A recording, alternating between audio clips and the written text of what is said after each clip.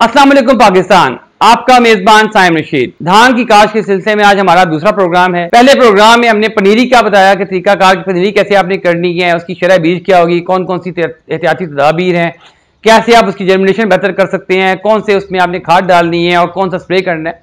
अभी हम आपको बताते हैं कि पनीरी की मुंतकली कैसे करनी है। पनीरी की मुंतकली के लिए आप अच्छी सेहतमंद पनीरी निकालें जिसकी उम्र 25 से 30 दिन हो। जमीन को अच्छी तरीके से आप तैयार करें, दाब के तरीके से तैयार करें जहां पे जमीन आपकी चिकनी है और रेतली नहीं है। रेतली जमीन में पानी आपका जो सा चावल लगाने ही नहीं चाहिए, वो पानी पी जाती है। लेकिन मैरा और चिकनी जमीन में जमीन में आपका चावल की काश्त ज़्यादा बेहतर होती है। आप दाब के तरीके से जमीन तैयार करें और जब पनीरी मुंतकिल करें तो इस बात का ख्याल रखें कि आपका जो आप दो तरीकेकार है। एक तो ये कि आप उसको पनीरी को सीडलिंग के जरिए यानी कि उसको मशीन के जरिए लगाएं। उसमें आप ट्रे में पनीरी तैयार करते हैं, वही लोग आते हैं, कंपनीज एग्रीमेंट करती हैं, बहुत सी कंपनीज इस पर काम कर रही हैं, वो अपनी ट्रेज में ही आपकी पनीरी तैयार करते हैं और ट्रे को मशीन के जरिए आपको मैकेनिकल जो ट्रांसप्लांटर है उसके जरिए आपकी पनीरी लगा देते हैं। उसमें आपका बीज की शरह डबल होती है, 10 किलो बीज इस्तेमाल होता है, इस बात का ख्याल रखें। हाथ से आपने मुंतकली करनी है तो उसमें आपका बीज जो है रवायती तौर पर इस्तेमाल होता है जो कि 5 किलो बीज आपका फी एकड़ फसल के लिए इस्तेमाल होता है जो कि 5 मरले जमीन से हासिल होता है। पनीरी की मुंतकली के लिए आप इस बात का ख्याल रखें कि आपने जब भी करने 2 पौधे आपने मतलब उनको बताना है अमले को कि 2 पौधे 2 तीले वो इकट्ठे लगाए और वो ऐसे जड़ को जमीन में लगाए, उसको सेंटर से मत लगाए, वरना क्या होगा कि आपका सेंटर से लगाएगा तो सेंटर से दोबारा वो जड़ पकड़ेगी और उसकी बात उसकी अंदर उसकी पैदावार में 8 से 10 दिन का वक्फा आ सकता है। और पौधे लगाएं और अपनी 1 एकड़ में पौधों की तादाद कितनी होनी चाहिए जो कि 80 से 88 हजार पौधे फी एकड़ आपके कम से कम होने चाहिए। उसमें आप एक काम करें, लकड़ी का या किसी भी पैमाने का 1 मुरब्बा मीटर बाई मुरब्बा मीटर का एक फ्रेम तैयार कर लें। उस फ्रेम को आप जब डालें किसी भी जगह पे चेक करने के लिए तो लेबर को बता दें कि उस फ्रेम के अंदर जहां भी रैंडमली आप कोई जरूरी नहीं कि कतार में डालें, कहीं भी जगह चेक करें, आपके कम से कम 22 पौधे उस फ्रेम में आने चाहिए।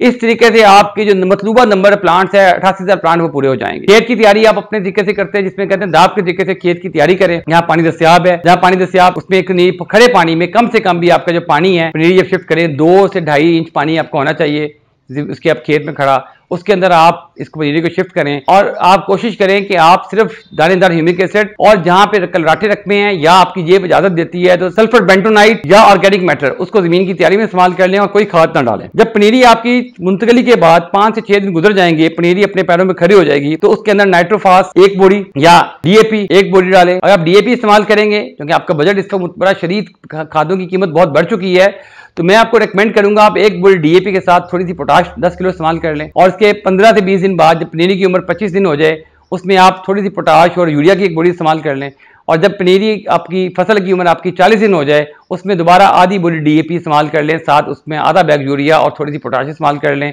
और नाइट्रोजन की आखिरी डोज आप 55 दिन पे इस पर दे दें। ये रवायती तरीकाकार है। मॉडर्न तरीकाकार में क्या है कि आप फसल की एवोल्यूशन करते हैं, उस पर फोलियर स्प्रे करते हैं, उसका लंबा तरीकाकार है, उसको आप इसकी केयर करते हैं और कोशिश करते हैं कि फसल के ऊपर आप किसी मरहले पे स्ट्रेस ना दें। पाकिस्तान में राइस की पैदावार में एक बड़ी मिथ है कि इसमें हर वक्त आपने पानी खड़ा रखना है। ऐसी कोई बात नहीं है। फसल जो भी है, राइस या चावल की दाल की फसल है, ये इंसानों की तरह घूंट नहीं भरती बल्कि इसकी जड़ें पानी चूसती हैं। तो आपने जमीन को कीचड़ की हालत में रखना है। अगर आपके पास वसाइल इस वक्त, क्योंकि डीजल बहुत महंगा हो गया है, नहरों में पानी आ नहीं रहा, तो आप ऐसा पानी का सिस्टम लगाएं कि आपकी जमीन गीली रहे, जैसे कीचड़ होता है, नम रहे, हर वक्त बतर में रहे, तर बतर में पानी खड़ा ना भी हो, आपकी पैदावार बहुत खूब होगी। बल्कि तर बतर की वजह से आपको जो फायदा होगा कि आपके पौधे की, आपका धान का पौधा है वो जड़ें अच्छी बना लेगा और जब कभी उसकी उम्र बढ़ जाएगी हवा के दबाव की वजह से गिरेगा नहीं। आपकी फसल गिरे जो होती है ना, गिर जाती है फसल, लेट जाती है, वो लेटेगी नहीं, उसके तुरंत जड़ें स्ट्रांग, एंकरिंग स्ट्रांग हो जाएंगी, जड़ें उसकी डीप रूटेड हो जाएंगी, वो गिरने नहीं देंगे। उसके अलावा आप में जब पनीरी आप शिफ्ट करते हैं खेत के अंदर तो 48 आवर्स यानी कि 2 दिनों के अंदर अंदर असीटाक्लोर या ब्यूटाक्लोर अद्वियात आती हैं, जो जड़ी बूटी मार अद्वियात हैं छोटे पत्तों की, उनको खड़े पानी में आप छिड़काव कर दें शेकर बोतल से और पानी 1 से 1.5 इंच बढ़ा दें। और जब आपकी पनीरी की मुंतकली के 15 से 20 दिन के बाद आप अच्छा विंस्टा ले लें जिसके स्प्रे ब्रांडेड है, बहुत सी कंपनियां उसको मुहैया कर रही हैं, ब्लू बेल के नाम से भी कर रही हैं, या और जो जदीद मल्टीनेशनल के जहर आए हैं उनका स्प्रे लाजमी करें ताकि आपकी फसल में गाढ़ा घास, ढीला और दीगर घास में जड़ी बूटियों का भी खात्मा हो जाए और आपकी फसल में जड़ी बूटियां आपकी पैदावार की कमी का बायस ना बने। ये जी धान की आपका पैदावारी टेक्नोलॉजी है। अगले प्रोग्राम में हम इसकी बीमारियों में और इसके अंदर जो हशरात का हमला होता है उसको डिस्कस करेंगे। और आपसे एक गुजारिश है कि इस वक्त चूंकि पानी का बहरान है बहुत सख्त और डीजल की प्राइसेस बहुत बढ़ चुकी हैं, ट्रैक्टर चलाना और डीजल के ऊपर पानी लगाना बहुत महंगा हो चुका है, तो आप तर वतर का ख्याल रखें कि तर वतर में रहे।